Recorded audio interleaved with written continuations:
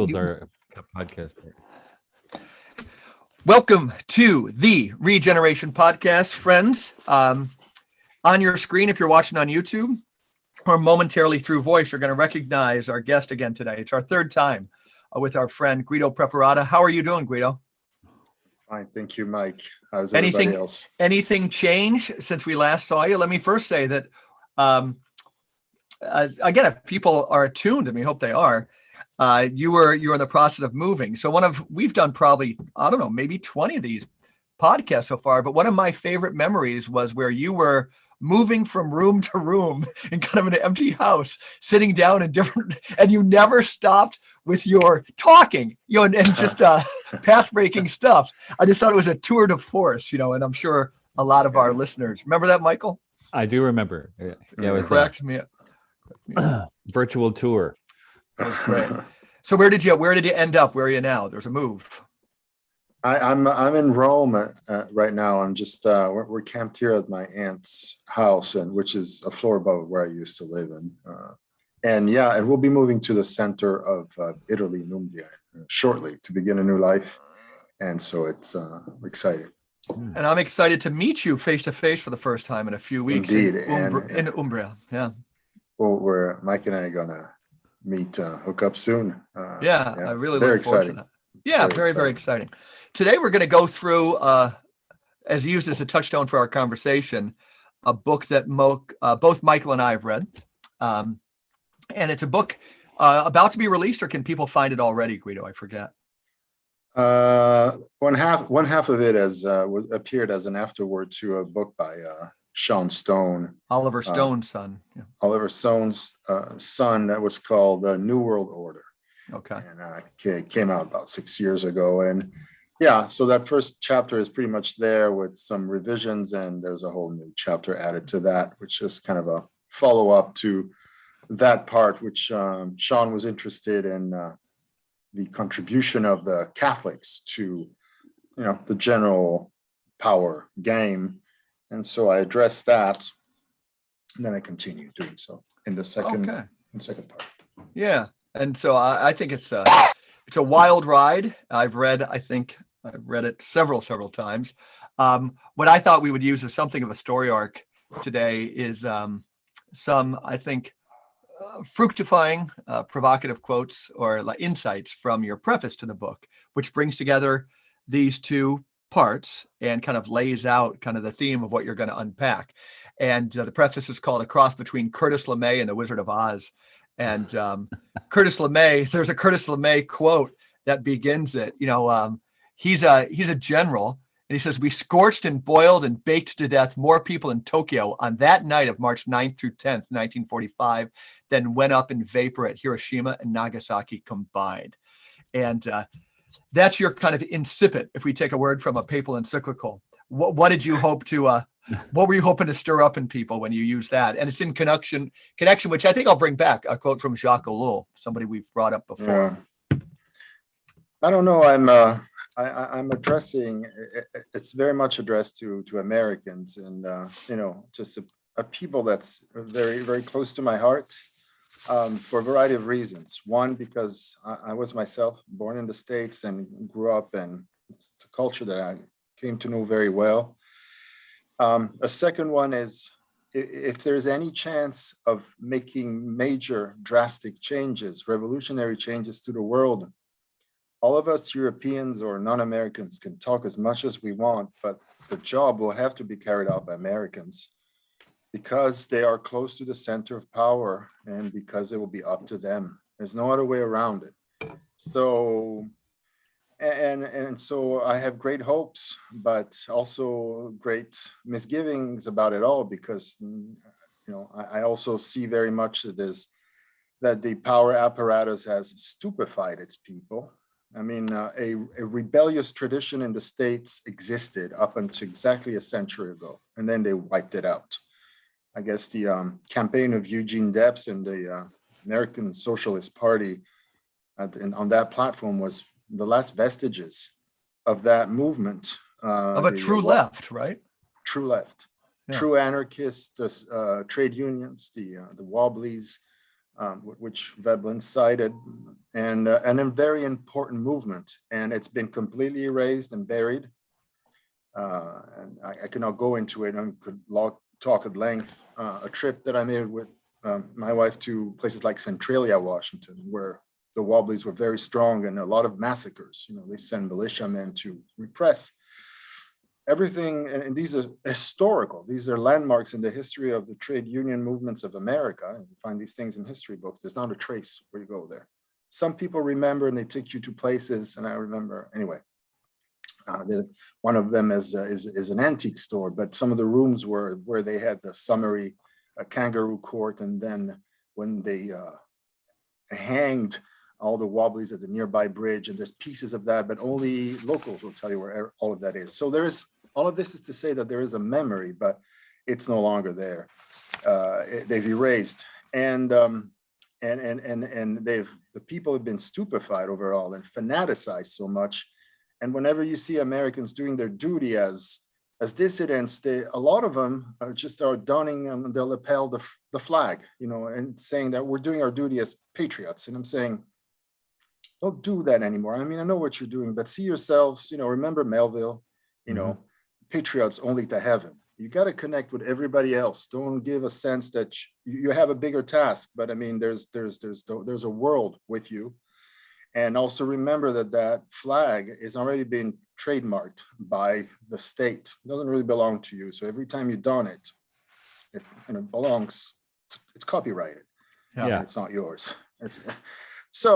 So I and then I thought, and there's a lot of those people that I had hoped, that I had some hope in, are Catholics, and American Catholics as well. They're very vocal, important, and strong group. And then my experience in the Vatican and everything I saw just was so dismaying that I just wrote this stuff.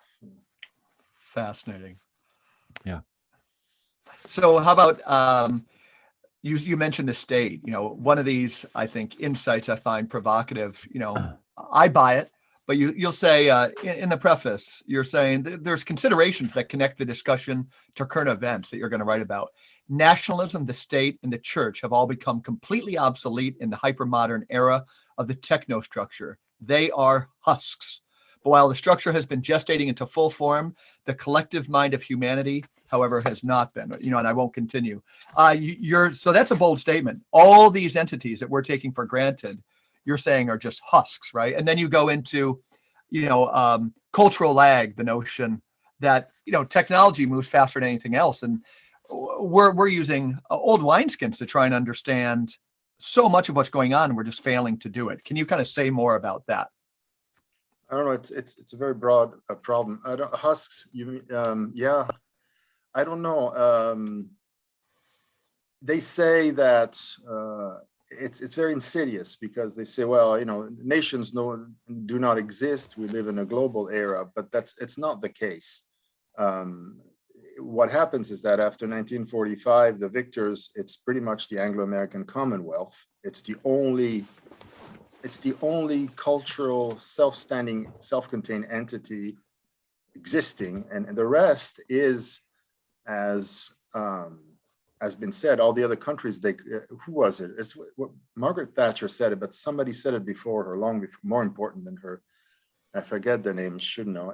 Everything else is geographical expressions, and it's true. I mean, and for instance, I don't want to go on a tangent here, but my family was telling me that here in a bar in Rome, they were just eating their very Italian thingies with a drink, and at the radio they heard the Minion songs, the song from the Minions, Yeah, right.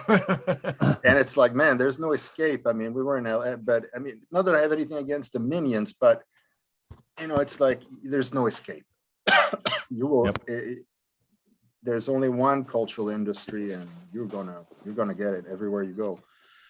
So, and coming to Catholicism, and bring me back on track, Mike. I don't know if I'm Sure. addressing your question. I'm feeling that I'm No, not. I think these tangents. No, I think these tangents are what it's all about, right? Because we're going to be continuing to talk to you over the months and years. But I have to be on target because you asked a specific thing.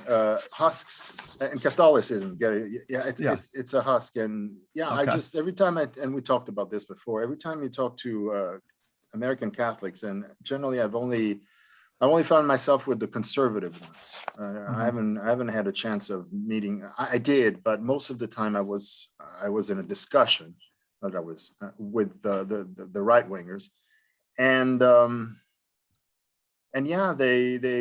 we addressed this last time. They talk about stuff that is irrelevant, or it's mostly about liturgy. Now, when people say, "Oh, by say liturgy, you're an ignorant because you don't understand how important liturgy is, the Latin versus the vernacular." No, I understand. Apparently, the Latin has been studied in such a way, and this is true of all the benedictions, the holy water, that there is the words are very important because there are wavelengths in them that make the water virtuous. If you've heard this, right? And so it makes a big difference whether you're doing a benediction in Latin and one in, it's a conventional Italian. If you speak to the water in Italian, with the literal translation, you're not doing anything to the water. You're not sending the right waves to it that make it curative. But if it's in Latin, it's studied to do just that. So when they talk about liturgy, it seems futile, but it isn't. Even so, to me, I mean, I'm not aware that when they talk about liturgy, they really think of electromagnetic waves. But I'm just wondering, what the hell? You're not talking about the main problems. And in the end, why? It's because everybody's been homogenized, and they're going back to that simile we were doing about speaking of people living in ant mounds or in termitaries.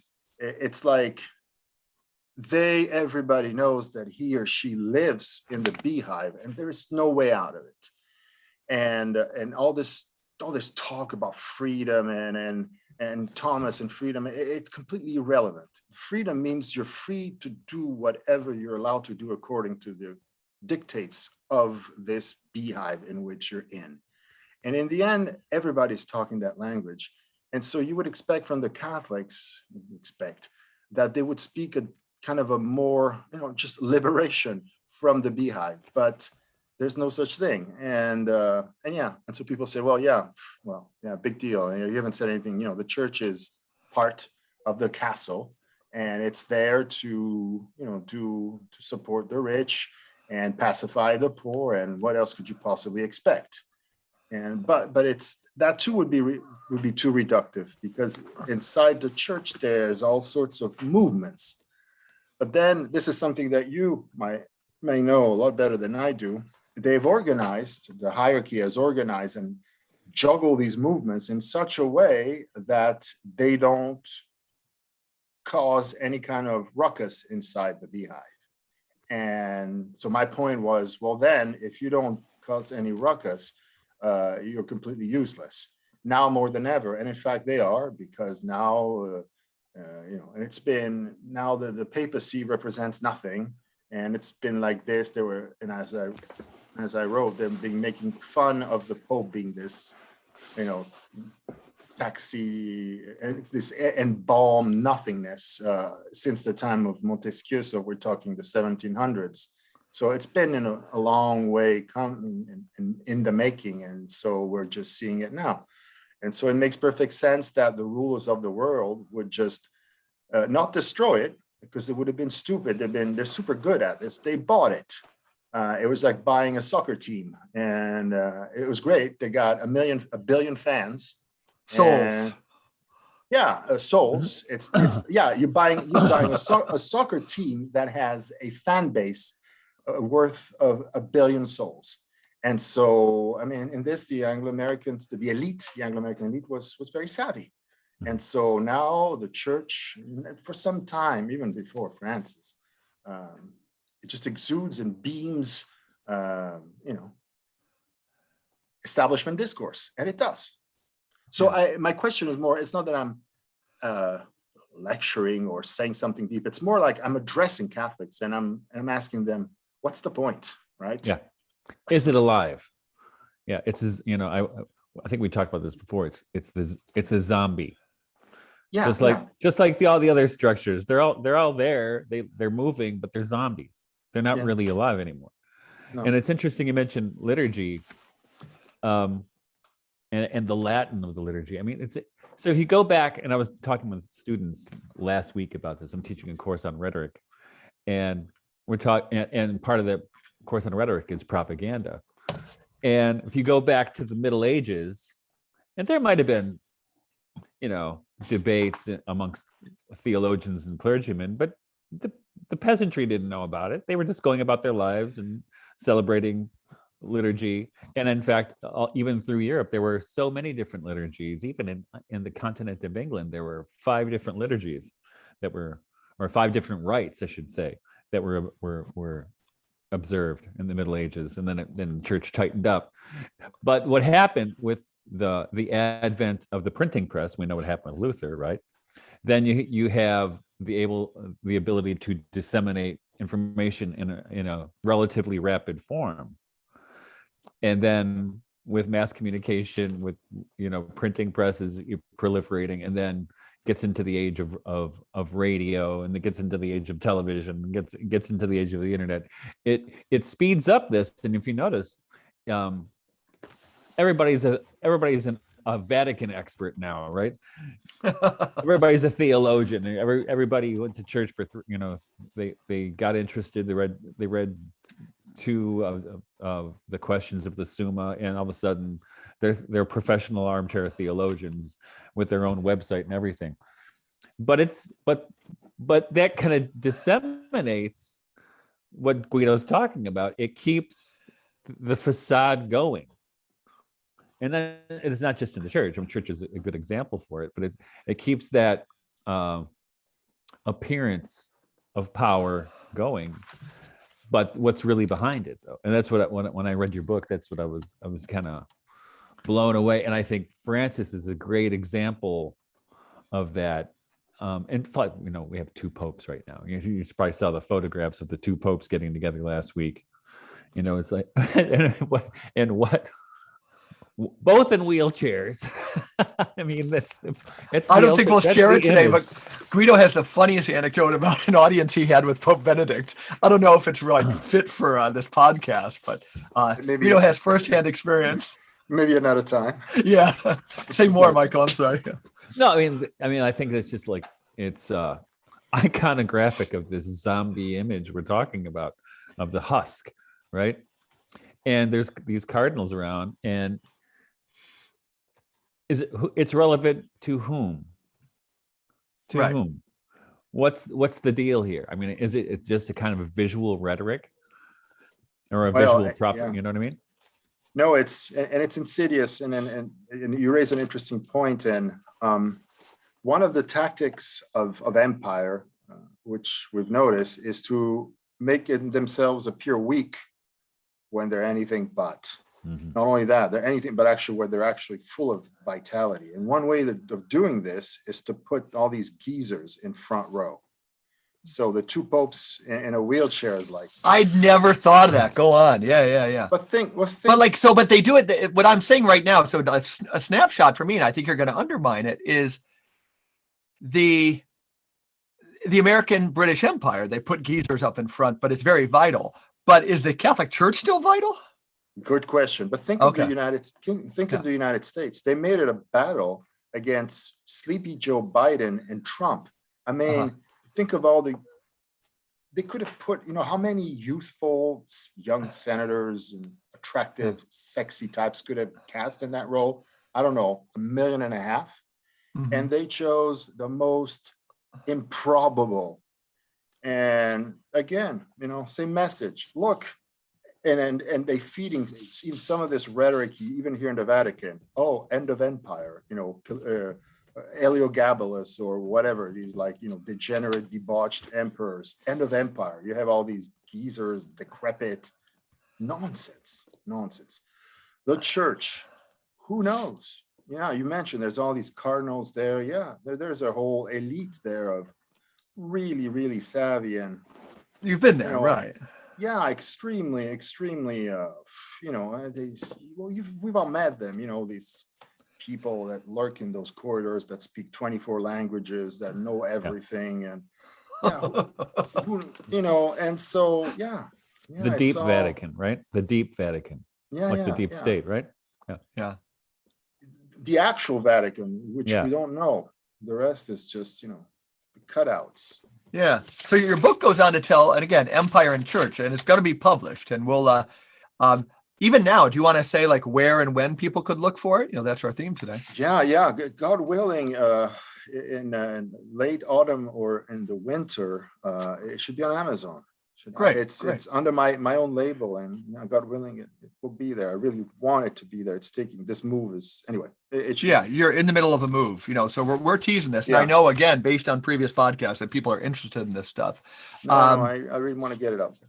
Yeah. So the this notion, again, we talk about church, nation, these husks and so forth. We know something that's in ascendance is, we would say, science or scientism and so forth. But your book makes even interesting distinctions there. I'm going to quote you as saying, from the vantage point of the Anglo American duopoly, there is no genuine nation on the planet culturally worthy of the name but its own, conjoined.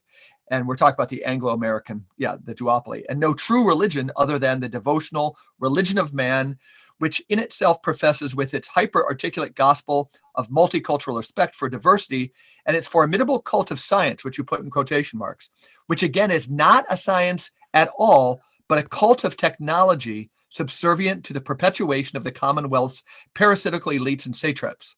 Everything else in its scope is barbarous superstition and therefore must be systematically eradicated. So you're not saying it's like science or not science. Tell us how you're using science in this paragraph and throughout the book.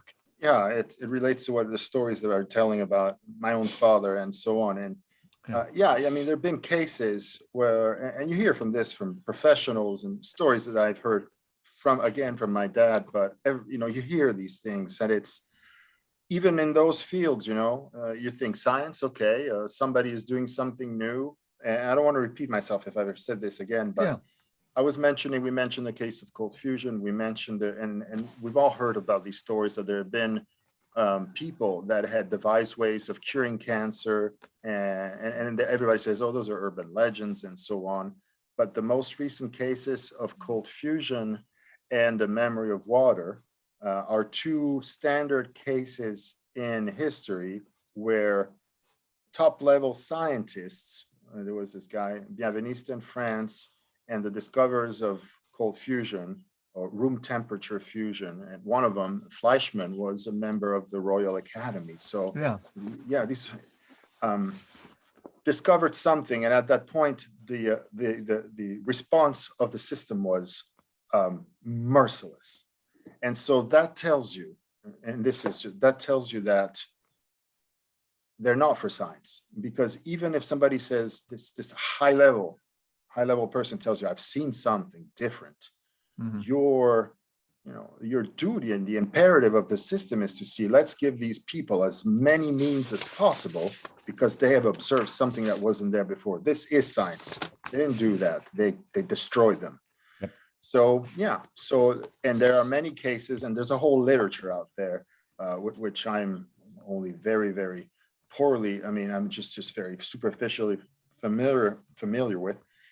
It's very important about that world, but it's like this in everywhere. So in the end, you draw the conclusion that when they say, "Oh, yeah, you're," and we've heard about COVID a lot. I follow science. The science here, science there. I was going to say the same thing, right? But you're saying it's really just another tool in the technostructure, right? It's another discursive way of bullying through discourse, and so if you doubt this is, well, you're anti-science. If you're anti-science, you mean that you believe the earth is flat, that you beat your wife and kids, and that you're just a monster, and so on and so forth.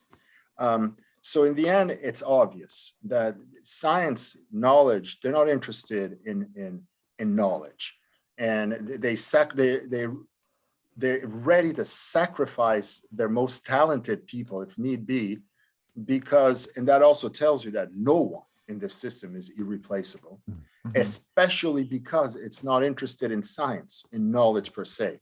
It's interested in those routines that reinforce that transfer of resources. So again, we said last time, those three monopolies, energy, health, and money, and health is drugs. That's probably the thing I want to add. This is a system that doesn't work without drugs. Drug is not just like some weird thing, a couple of people, pushing dope. Nonsense. It's a system. And in Italy, we know it very well because Italy is a narco state. And that's something that's been created with the mafia under the aegis of the United States in 1943, when they liberated, in quotes, Sicily with the help of the mafia, which they revamped and which had lain dormant under Mussolini. And all the recent history of Italy is punctuated by these mafia wars, which were about the transit of drugs from the rest of the world through Europe up to America. And it was then Sicily was one of the key points of that. And this is why the entire country is flooded with recycled money from the Calabrian mafias and so on and so forth. Everywhere you go, the lore is that every bar is laundering money for these things. So going back to what I was saying, the three bastions, monopolies of the parasitical caste are these, So anytime you see someone who does something which can really alter and change these precise equilibrium mechanism they've set up, they liquidate him immediately. Yep. Crazy. And so, you brought up the notion that's going to be a forefront in this book too, which ties into the stuff you're saying. But, unpack for people your two notions of the technostructure and technofascism. I still can't believe, specifically regarding like technofascism again, that we have these diversionary games going on between, the mainstream left and mass media and this phenomenon called Donald Trump, and the way they've been able to pin the word fascist on Trump, so we can't look for it descending in another way, is something that just gets me so mad. Could Trump have some fascist tendencies if he was elected? I suppose so. But I still think, I don't even know if that was all deliberate, but what a lucky thing that it just works so well that everybody is associating the word fascist with the orange gorilla, as they say, right? And missing that this thing is descending on us in real time. Just this, Trump was just served up to this thing so well. Talk more about technostructure, why you've settled on that term, what you think it denotes, and what your book is saying, and I'll point people towards the end. A provocative conclusion is that at a certain point, the church knows that it's been bested in this game. It was kind of a last bastion of something. And, we're going to get there, even if we have another interview. But it's almost like you can conjecture at some point, maybe in recent memory, the church kind of sold itself off, almost like signed a piece of paper that they were willing to be the Catholic Charities wing of the Anglo American Empire. Is that an okay summary of your conclusion? Yeah, no, yeah. It certainly is.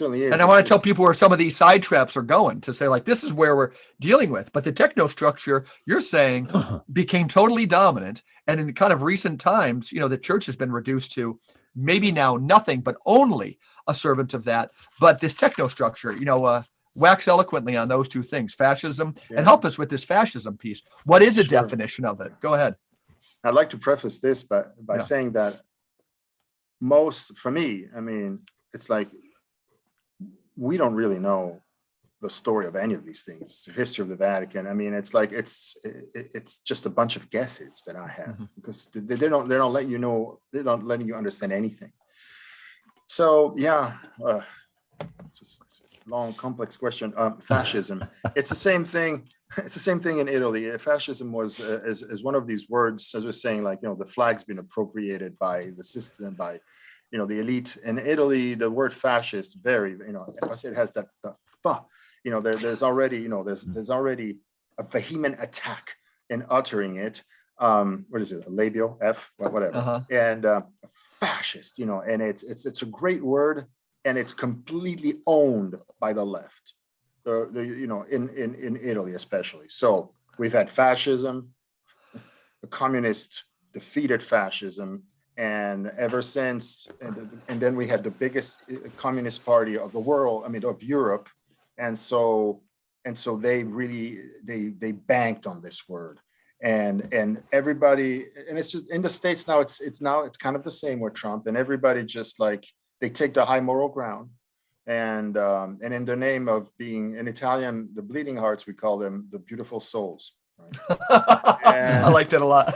Yeah, the beautiful souls, they're better than you because they care about the world. They've got big hearts. People on the right side of history. Yeah. On the right side of God. I mean, and so, and you, if you disagree with them, you are a fascist. And then they go like this. And at that point, you know, most of the time, if you disagreed with them, especially if you're voting on the right, you know, every time that you were like disarmed.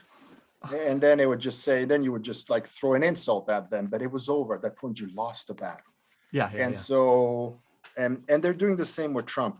And I still can't believe that Trump is still in the news. I mean, you'll have to explain this to how this works. And it's a show, but it's weird how they keep it going. But I suppose they need him, right? The left needs him for sure.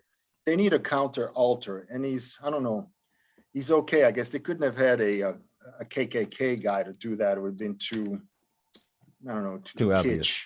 Let me ask you one question, a little side thing about that. There's a guy we'd like to have on the show sometime. His name is John Michael Greer. He blogs at a site called Ecosophia, and he has a book called The Man in Orange. But he has a fascinating history, Guido. You lived in America, and it's about the Trump phenomenon. And he'll say that Trump might be, he'll say that every Native American tribe, he's looking at the Salish, you know, in the Pacific Northwest in particular. But if you go across our whole beautiful continent, you see that most Native American tribes have a story of a change figure. And what we know about the change figure is quite often he'll come upstream, you know, and the stories would be the beaver tried to stop him with a paddle. They couldn't stop him, and that became his tail. The deer tried to stop him with these kind of horns. The deer couldn't stop him, became his antlers. And what Greer wants to say is that, like, all we know about this archetypal entity from the land, and again, I think Trump is a true American, right? He's more Barnum Bailey than Adolf Hitler. But the claim would be that when he'll come upstream, and everything has changed when it's done. It doesn't mean he's a good guy. In these Native American stories, he's quite often a buffoon. And so far, that kind of archetypal tale holds some weight for me, I'll be honest, because like we, especially in America, we can watch all these moments, seminal moments where they say the walls are closing in. You know, we've got them. And now we're in the midst of two more, you know, Mar-a-Lago raid and January 6th. And the guy's Teflon or something. But I don't know if this insight has a future, like whether it's going to be true, but it certainly has some explanatory power for me. Or do you think he's just a useful idiot, totally in the pawn of the techno-fascism? I think so. I think so. I think he's a buffoon. Yeah, he's a buffoon. He's a buffoon, yeah. But could he also just be kind of an embodiment of an archetype? I think what he was needed for was to flush out the resistance. What the system needed to see how big and how threatening the opposition could be, and they realized that it's a pack of I would want to use a vulgar word, but let's say not very courageous types. And so I guess with Trump, well, you could tell, you know, when 9/11 happened, everybody, you know, so everybody was just like believed all that crap, and there, you know, and all of a sudden country music became dominant after being completely like, you know, non-existent on the mainstream. And then Laura Bush says, we're going there to liberate the women. Nobody laughed, not the machos, not the feminists. At that point I says, this is over. It's over, it's finished. And then Obama came, and you'd expect the machos and, you know, white man first type of guys just raising their voice, and they were even more muted, even more afraid. I mean, just a pack of wusses. And then Trump came, and then the other wusses from the left were like, you know, starting with all their anti-fascist. I mean, it's just it's a game. Everybody, the only thing that you can see from this is the level of fear, and they'll start acting and puff their chest only when they get the signal from the from TV, that it's okay to do so. So go on there and eat your macho alive. You can go now, go ahead, call him a fascist. And now they come, fascist, fascist, and so on and so forth. But it's, no one moves until the TV and the media tell them to move. And for the last 20 years, we've seen this. So I was, for me, as an Italian who knew and has lived in the States a lot, 9/11 for me was, 9/11 was a divide, and it crushed inside every idolization that I had of the U.S. Mm-hmm. It was over then, and I tell this to a lot of people, and some of them look at me mystified. Well, I don't know. For me, that's when the turn of the screw came, and it was a major. Yeah, well, that's, I mean, it's when they started, I think, it's no accident that was around, coincided with about the beginning of the internet, right? And what happened with that, I think, remember when Facebook and social media first came up, and most politicians were not touching it. It was a thing for kids. But then, what in particular, Michael? Pardon me? What in particular weren't they touching? Facebook. Yeah. Okay. Gotcha. Politicians were not interested in social media and things like that at the beginning. So say 15 years ago. But then I think it was Ron Paul who made the most of it and made a lot of inroads into it. And he's kind of he's a outsider, definitely, for sure. And he was getting a lot of attention. He was really, I think he raised more money in one day than any politician in history. And then he went, wait a minute. And then I think that around then is when this a lot of government, CIA, FBI people started migrating from government gigs into Facebook and other social media platforms, as first, I'm sure, as consultants, and then eventually hired on full time.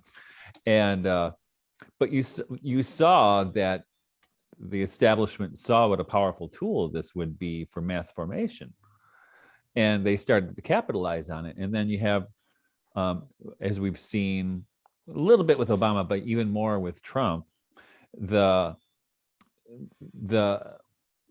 rhetoric of otherness, of the other, of divisiveness. And when I was teaching this course on rhetoric this morning, I just showed them this 3-minute speech. You've probably both seen it, I'm sure, of Martin Luther King's mountaintop speech, which he gave the night before he was killed. Mm-hmm. Which is so articulate, and so, I mean, it's so bizarre to think that American political discourse went from that, and even if you look at the Kennedys back in the day, they were so articulate as well. And then you see what we have now as political discourse, how crass and how divisive, and how, I mean, look at the two guys, Biden and Trump, the two of the most inarticulate people on earth. Though I have to give Trump credit for being a more, he's funny, exciting public speaker, or successful, or whatever it is, but not articulate, they don't adopt that kind of language that earlier politicians used of unity. Even if it was phony, but they didn't adopt it. And certainly King was a master at rhetoric. But these guys know, and I think this is part of the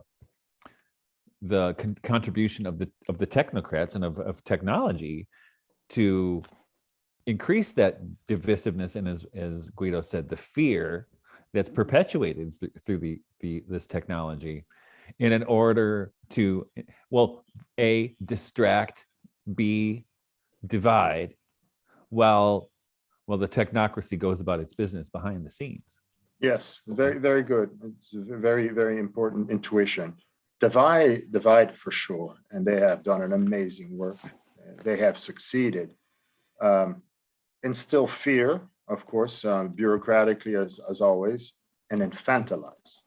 Yeah, infantilize, right? Good one. To your the inarticulateness of political speech.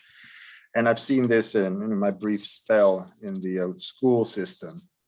There is a keen, manifest, deliberate drive to infantilize the vast majority of the underprivileged, especially because they don't know what to do with them.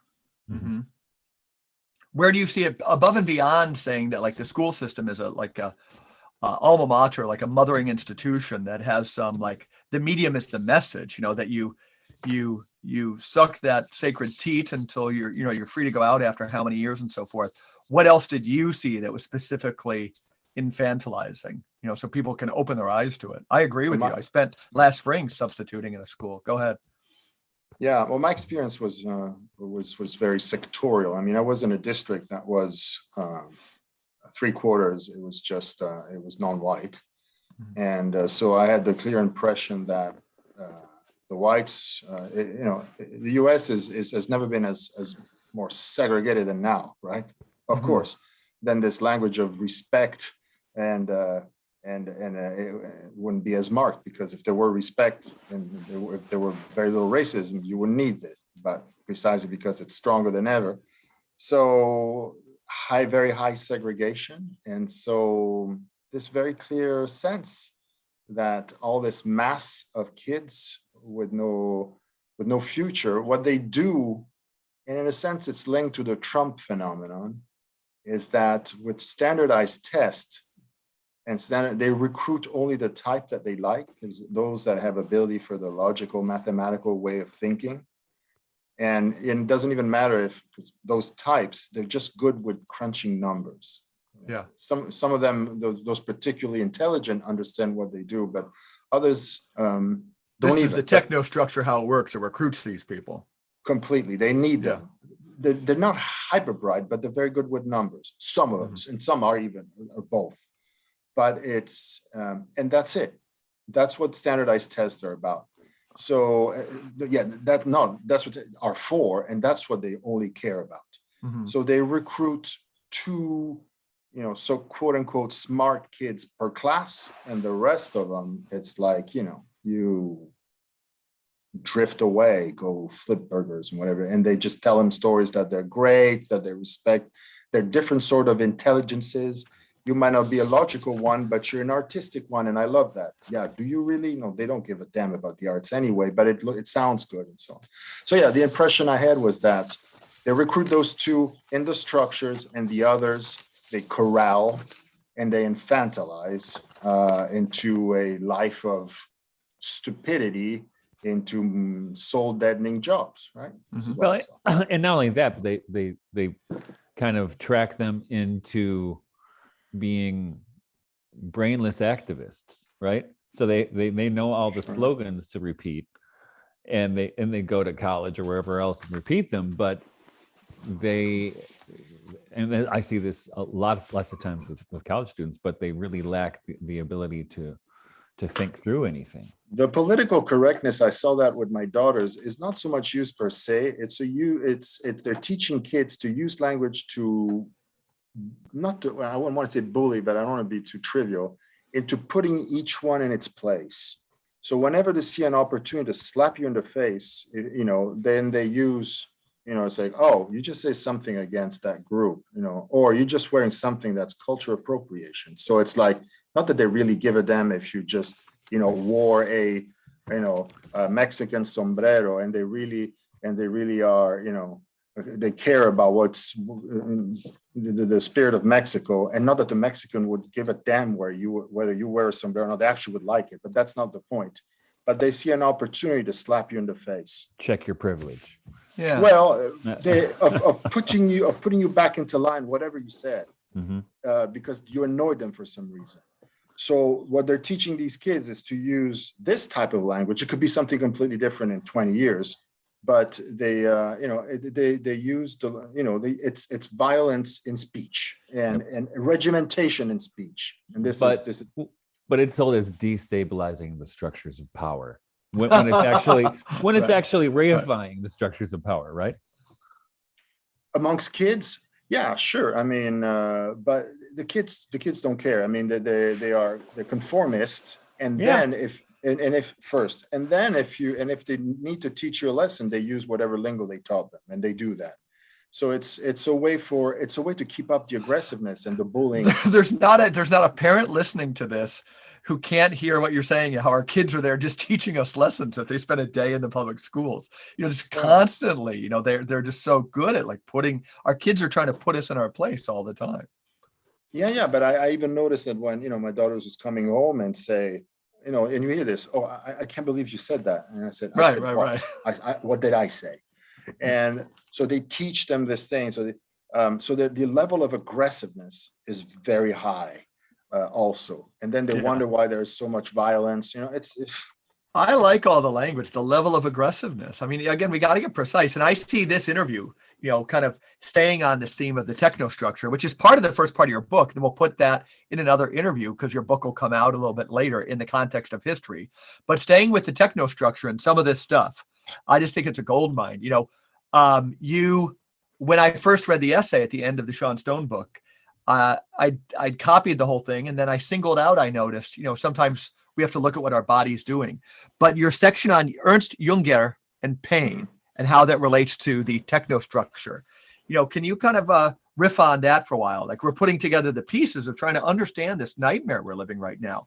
So the importance of this guy, who is Ernst Junger, and his book on pain, which I have in my library. Why do you find that so seminal in understanding how the system works? I don't know, that essay is pure genius, and he is pure genius, right? Yeah, the guy was, had he not been a Nazi, which he was, and all the leftists would go, how could you possibly? Oh no, he was, but I mean, he was. But I have never read anything so stylistically, he's perfect. And not that I read German at those levels, I can't. I always need a translation, but I have his books in German. But even it's perfect, and he's just an amazing one.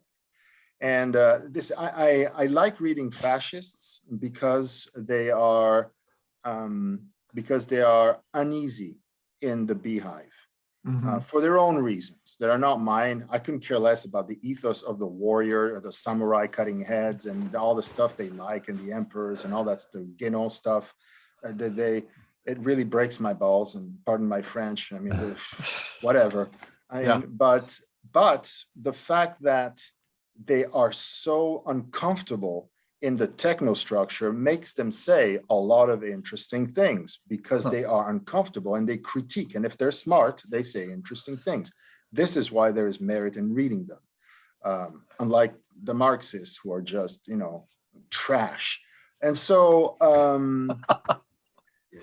And so, again, I mean, we're anarchists, so we can say whatever we want. We hate the ones and we hate the others. So for me, but I mean, I'm just saying, I hate you all, but I love reading them. The fascists, yes, because they're super talented and they say a lot of interesting things. They're crazy, and I don't want to be with them, but what they write is very perceptive. So on pain, it's an amazing essay, and it's about him explaining the ethos of the modern way of living, which is, I guess his message is like, you have got to, in the past, says the fascist, in the past that we had this way of communing with pain. Pain is the way of life. And we laugh at those crazies that self-flagellated and so on, or all those crazy mystics and Christians, and not just Christians, who just tormented their skin and their bodies and mortified themselves. And we think it's crazy in the end. Junger says, or the knights, or this tremendous amount of pain on the flesh. And not just that. And Junger says, it's the way. And the self-flagellation is an habituation. It's a discipline in habituating ourselves to the pain. The rhythm of pain belongs to life. That's what typically conservative thinkers would say. And, it's just like, okay, and I'm listening. And today he says, we're afraid of that. And so we're trying to run away from it by trying to circumscribe it, anesthetize it, package it, and remove pain and the fear of death as far as we can from ourselves to make us gain some kind of solace and heave a sigh of relief in this brief life of ours. Until then, it explodes in your face, and we see it. It kind of, you bottle it up until it is pent up strength of pain explodes in a variety of ways, which make up the madness and the incomprehensible pace of modern life. And so I guess this is his main message. And so I was able to relate this to all this idea that the modern system, of which now the left is the fighting paladin for that, wants to bottle us up into this mechanized beehive where they take care of us. They say, well, you will not feel any pain, that you will not think of death, where some of you will work and the other will euthanized, and where most of you will not think at all, and where virtual reality will generally be substituted for everything else. And that's where we're going. And so all these old fascists of the old guard who were just still dreaming of riding horses with big swords, they say, well, hell no, I don't want this, and so on. So that's where that whole tradition is coming from. And there are a lot of these guys from that world cited in the first essay, Junger, Guido, Evola, and all those old school fascists. But then I go into a definition of fascism because I'm really mad that they appropriated this word, and I want to fling the word fascist at everybody else. Yeah. And so I say, what is a fascist? A fascist is someone who is really lives in a bastion, is generally a stupefied, quote, patriot. And a patriot is somebody who thinks that his beehive is the best in the world and idolizes its leaders, be it a king, an anointed king, or an oligarchy that they love. And yeah, basically, and this is a fascist is this termite that lives in this system, very compact, with its clear role and cannot live outside it, and lives in a state of stupor, which makes him glorify the leading psychic guiding force of the beehive itself, what the French entomology call the psychism of the place where you live. It's a way of saying, I don't know where the hierarchy comes from, but there is an electromagnetic field that keeps it all going, and so on. So, and then I conclude, just to punch in the face all those people that annoy me, that I say the only ones that are not fascist is us anarchists, because we don't want anybody, imposing things on us. We don't want to be ruled by anybody, nor do we want to rule anybody. We don't give a damn about flags. We don't cry when a flag goes up the pole, whatever. I mean, we respect national accents, but we have other aspirations, and we believe in, cooperation, and we reject any form of violence. So screw you all, because the rest of you believe in violence in one form or another. Amen. The fascist goes without saying. They glorify violence. They always have. And then, but the more controversial, the other two generally not associated with this are the leftists. But the leftists are, to me, more enamored in power than the fascists themselves. And they are people that have never and can never exist outside the system. In Europe, they were party members. In the States, they're government members. They're not part of any kind of grassroots, self-rebellious organization of any kind. And then I address the Catholics, and the Catholics, the vast majority of them are fascists too, because most of them, they get weepy and they cry whenever they see the Pope, and what they really love, I mean, they're not interested in the whole story of Christ, and they say they are, but most of the time, what makes them throb is the idea of being part of a superpower, which the church, in a way, was. It's a structure. The Vatican was a structure. And Proudhon, again, has written some amazing pages about the structure of the church in that famous book about revolution in the church. So, yeah. So most people are fascists. So they act and pretend and give themselves airs that they're really evolved souls and that they care, but they don't give a damn about everything. They're power people. Everything that's power related makes them lust. Makes them, they lust after those things. And so yeah. And the only language that they really speak is the language of violence. Every time you talk to one of these guys, nine people out of 10, they always end up saying, well, yeah, but human nature being what it is, and this will never happen because this is that. In the end, they're just they're Hobbesians. Yeah. Well, they're just telling you only way is the way of violence. It's Right. hierarchy, the principle of authority, and that's the end of it. Mhm. And seldom they put it so bluntly because it's ugly, but that's exactly what they believe. It's Freud and civilization and its discontents, right? Yeah, yeah. It just use the structure to keep them in check. And But at let the me end ask of you the this. day, you find yourself alone.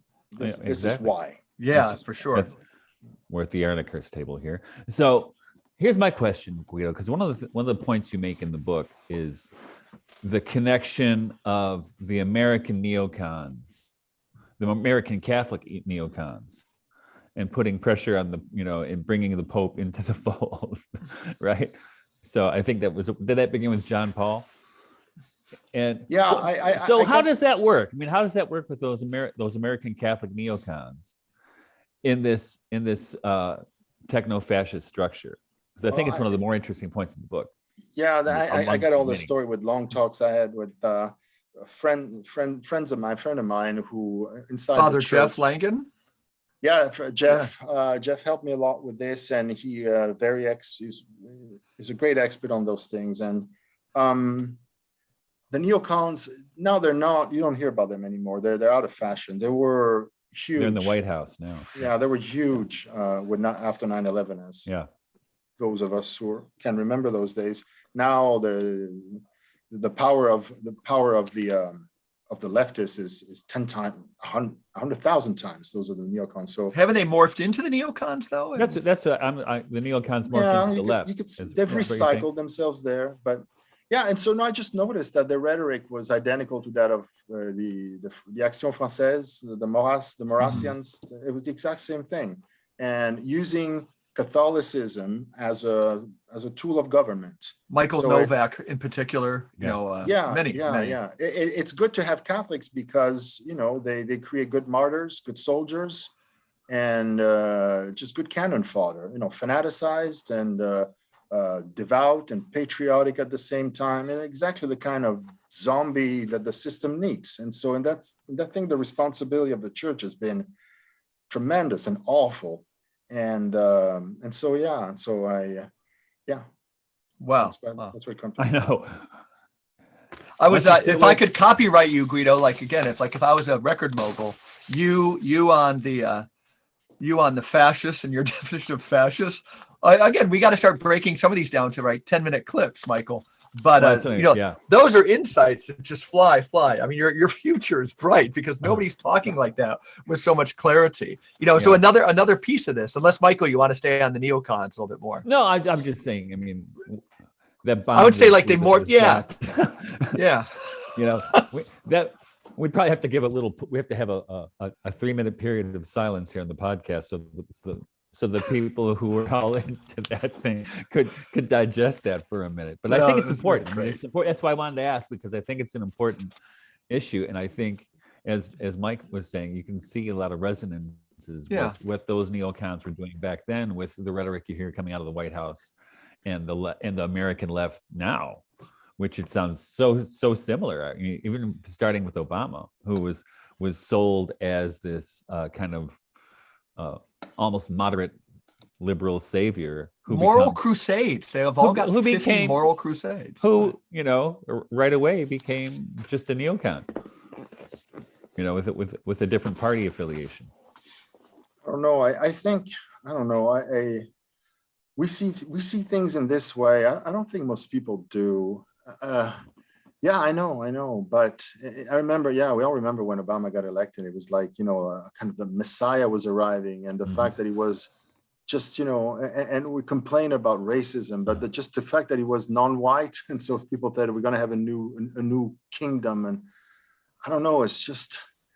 Michael and I were reflecting this week, and I think you'd have an insight. We were both sharing the anecdote that we had seen independently, probably on Twitter, where Vladimir Putin's giving a speech. He said, yeah. In America, you have these free elections, you have elections. Then the next day, guys with these briefcases show up, and, in all likelihood, they're secret police / intelligence agencies. And then they get told their marching orders. Do you think that has some weight? I was also, you're a great historian. I was reading somebody who I find intriguing online, and they don't think, you have Machiavelli, who looked at political theory through his lenses and others. but that we've had the great genius of the role of police states in modern nations. But what do you think? If Michael and I are trying to tie kind of left and right, Joe Biden, Obama, into kind of the neocon operation, that image that Putin portrays, whether he's right or wrong, kind of plays into how we might see it. Not that Mike and I march in lockstep on everything, but we both thought that was somewhat illustrative. I think the main problem is that, I don't know, I guess most people, and they're taught, and they play on this a lot, are taught to see things as good versus evil, right? Mhm. Like in a good Stephen King book. And so that, and accordingly, they have to build heroes and monsters. And this bipolar infantile structure is key to their psyche, which is, so oftentimes you meet, most people could be very intelligent people, but they're, psychically speaking, they're like children, which is oftentimes I hear a patriot talking, and I remember, and I get it. And I remember that I used to think in those terms when I was like 5. And I didn't know what age was going to come out. Yeah, 5. 5. It was a time where my parents, it was Cold War. My parents were Italians inducted in the American system. And as I said the story before, we voted on the right. They voted on the right, my parents, and they were pro-Israel, pro-US, anti-communist. And so I, as a little kid, I was just really onto that. Yeah, I was super gung-ho, little Italian Americanist. And every time I was hearing, some of these annoying relatives that voted on the left say nasty things about the US, I would be really mad. And that's exactly, but I was 5. Okay. But now you talk to grown ass people who were just like that. So going back to heroes and monsters, or Christ and Antichrist, the legions of light and the devils. And that's where the problem is. And I remember I had an acquaintance of mine who just told me that this person at night loved just to put on Netflix to go there and see the good guys kick some ass. And just because this just gave this person immense pleasure. Yeah. And that's where the problem is. And I also noticed that here in Italy, I sometimes talk to some people, and there's some heroic figures. And I go there and I poke, and I said, not to say, and some of these have been martyrs and killed and so on, especially I'm talking about mafia judges. And I go, and sometimes I go where I should not go, in those areas where you start to question some of these icons. So mafia judges, people who are actually trying to clean up the cartels and everything. Yes, yeah, okay, but my point is that at those levels, I'm not saying you're corrupt, but at those levels, you're playing the game. You're a person of power. It cannot be otherwise. A crusader doesn't last a day in that world. And so they've been killed. And I asked, what factions did they belong to, and why were they killed exactly? And nobody really knows. In Italy, you'll find 1,000 books on these things. It's one of our big items on our bookshelves. But I noticed that the people started looking at me with this kind of lost look and uncomfortable. And you're not supposed to touch these things. And all people, they think they're good. And as I wrote in my definition of a fascist, your average person is potentially a monster of the worst kind. And when I mean the average person, I mean you, me, and all of us. So when I turn on the TV, I'm not there to root for the good guys to kick ass. It's the last thing I want to see. I want to understand why there is violence and why there is so much rottenness inside each of us potentially. That should be the question. And that's why. And so we are dealing with, people that think like angry children, most of them, even the most intelligent and, the elders in the system, and makes it impossible to go very far, because everybody thinks, well, I'm with the good guys. I'm one of the good ones. And instead, this is not how you should start. You should say, I am potentially the worst. and what can I do to avoid the worst from coming to the surface? So it's not at all a Netflix kind of position. It's more like not at all is an understatement.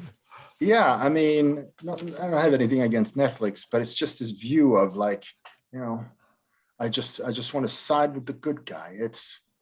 I find it. I don't know if I express myself. No, I'm getting it. Eloquently enough. I think that this position is a disaster. It's a disaster. It's a vicarious projection of your own inability to do anything, or not even say inability, unwillingness to do anything. So you kind of outsource your responsibility to that imaginative realm.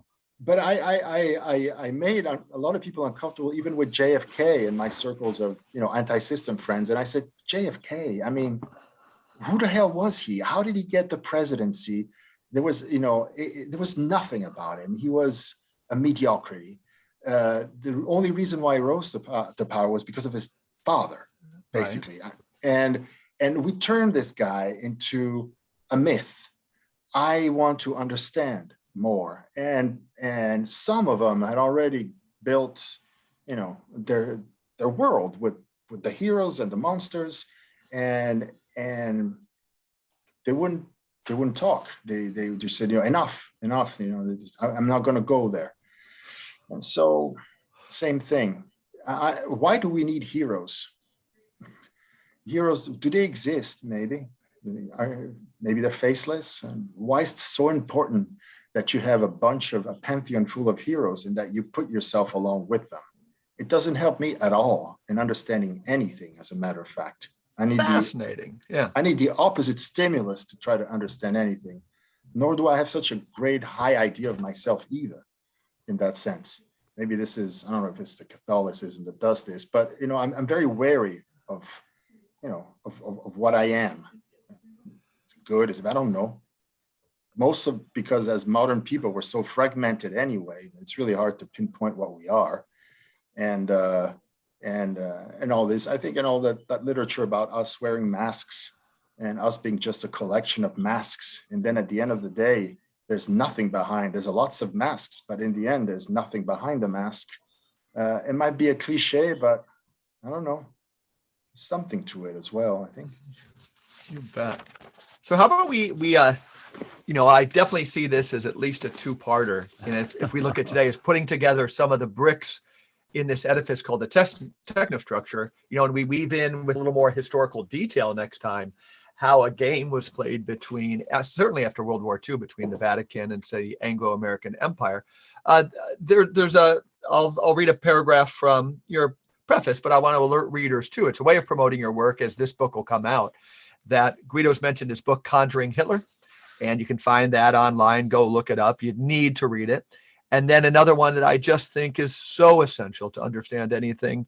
It's completely crucial, and it's The Ideology of Tyranny, the use of neo-Gnostic myth. I'm not looking at it now, but that's find that one too. The Ideology of Tyranny. If you want to understand kind of some of these issues that we now call wokeness, the uses of political correctness, that is the go-to book, bar none. So here's a little short paragraph, because you're talking about the goal of the technostructure too. In this case, vis-a-vis the family structure, and sane people can disagree on the role of the nuclear family. Even the Bible seems to be ambivalent about it when Jesus says, leave father and mother behind. But nonetheless, you write, with regard to the family nucleus, so-called gender theory, one of the important pieces of Anglo-American postmodernism is not what it's portrayed to be, while gender theory, with its militant commendation of homosexuality and concomitant deprecation of heterosexuality, it's staged to appear like a liturgized repentance for the past abuses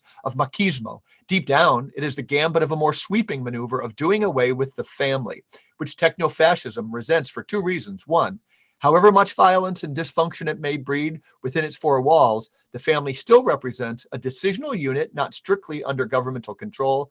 And two, economic relationships in the household are managed in a communistic fashion. For example, with sentimental cooperativeness, to which technofascism is programmatically opposed. And you go on, tell us your insights now about what's going on with gender, transhumanism, transgenderism, and the way that the technostructure plays this game and where they have us kind of situated right now in their hands.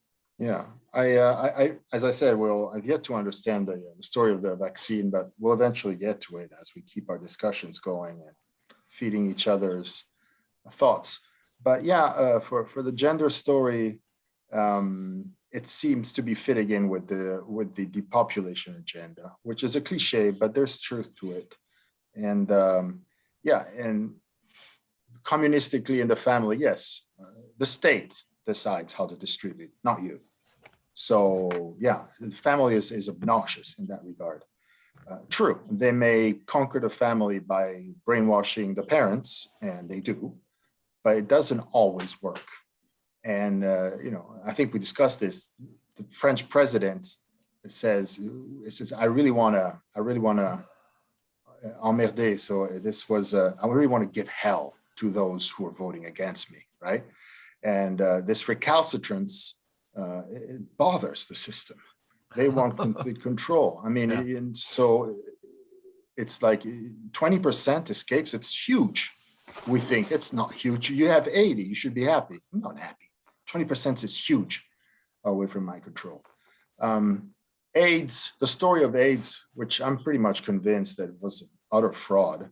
The story of the HIV causing AIDS was concocted by the same folks that 40 years were at the helm of the NIH and still are today. And that was plain, right?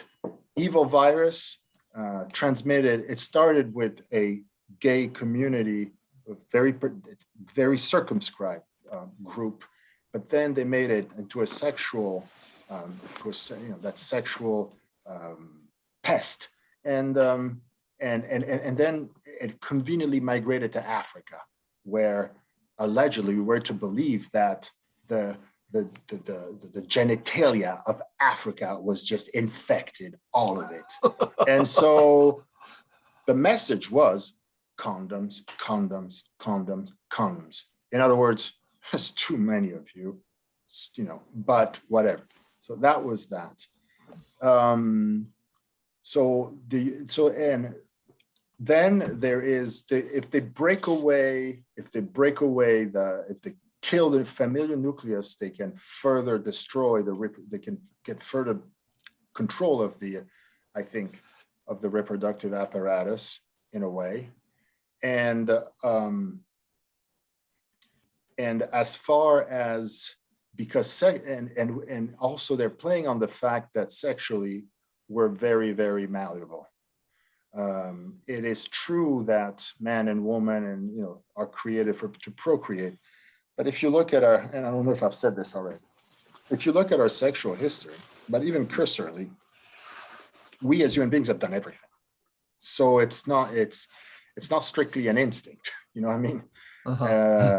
We have done everything.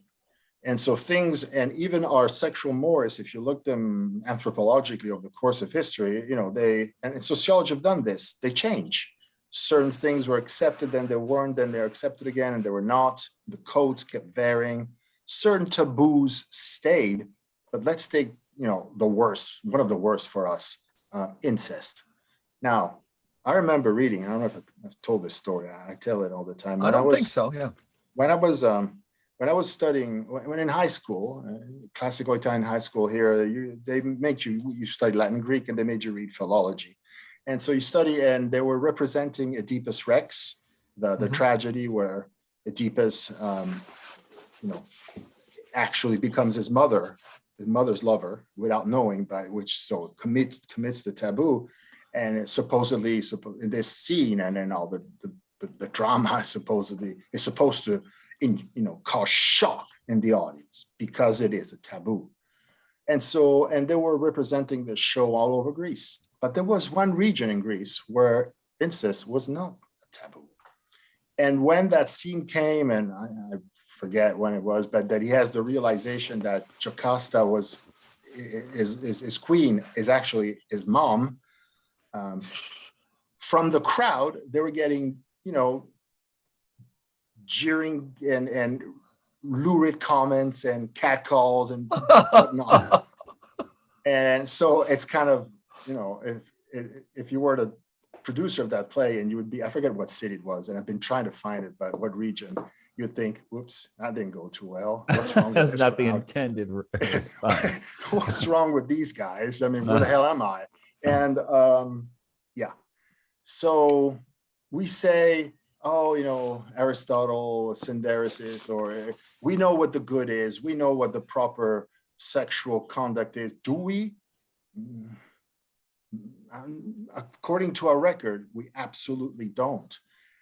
Or we kind of don't. I would say absolutely. So I think the system plays a lot on this, that we are much more sexually malleable than what we think. And things that are considered atrocious were actually done without big deal. And then even the Bible tells you that there were all sorts of things that were prohibited by the law that we consider now just disgusting, but everybody did it. And so they needed to have prohibitions against them. So in light of all this, precisely because sexually we can be directed like termites of a very interesting, very mysterious, I think. I don't know if I haven't read the more recent research, but the determination of the sex of the workers inside the caste of termites, apparently they can determine it. And it seems to me they're playing the same thing. But they can't go about it chemically as the termites do because we're built differently. So they're playing this game of now starting to show us, I don't know, pictures of admirals with mustache but high heels and things that start to, I love your sense of shock at this stuff. I find it refreshing. Right. No, it's just so odd on TV that we see these people. It's totally shocking. Yeah. But at first, some of us, some of the older people that they're steeped in the old versions, they go, oh my God. But the younger ones, they know what they're doing. And it's like cannibalism, right? For us, it's another taboo, and I don't know if I discussed this, but in anthropology, you study all these explorers that go to cannibal land. And then they get amongst them and they shake hands and they're all pretty nice guys, and and they talk and they tell you about how they call human flesh, they call it like long pig because it tastes like pig, but it's not. So long pig, and they don't like eating white people because they're too salty, and they tell you all these things. And at the end of the day, the anthropologist who keeps this cool asks them, but why? Why do you do that? Why do you eat? And the answer, and he asks this question everywhere. And the cannibals, everywhere the interviewer goes, they always give the same answer. And the answer they give is, why not? And sexually, it could be the same. So you could say, well, but there's procreation, right? And they say, yes. And why not everything else? Yeah, right.